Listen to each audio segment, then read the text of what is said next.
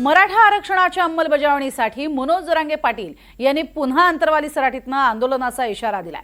सरकारवरती हैदराबाद आणि सातारा गॅझेटनुसार अंमलबजावणी सरकार करत नसल्याचा आरोपच त्यांनी केलेला आहे आणि पुन्हा आंदोलनाची हाक दिली आहे।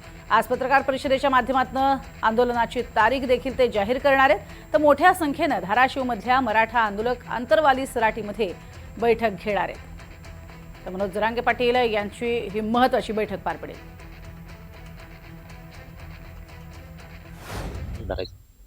मराठ्यांना जेवढा त्रास देत आहे तेवढा देवेंद्र फडणवीसांकडून दिला जातो।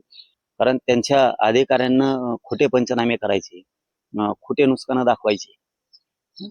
देवेंद्र आजचा बळी घेतलेला देवेंद्र फडणवीस साहेबांनीच घेतलाय आणि ते बलिदान आता वायाला जाऊ देत नाहीत। आम्ही आता याची किंमत देवेंद्र फडणवीस साहेबाला मोजावीच लागणार, कारण आत्महत्या करायची वेळ येते। तुम्ही खोटे नाटे गुन्हे दाखल करणार, खोटे गुन्हे पोर नाही त्यांच्यावर गुन्हे दाखल करणार, तुमचं नुकसान झालं नाही झालं तरी गुन्हे दाखल करणार। म्हणजे तुम्ही जे त्रास मराठा समाजाला द्यायचं ठरवलंय ना, आता हे आंदोलन खूप तीव्र होणार आहे, खूप तीव्र होणार आहे, शांततेत होणार आहे। पण आता देवेंद्र फडणवीसला कळत ते बलिदान वायाला जाणार नाही नेकनूरचं।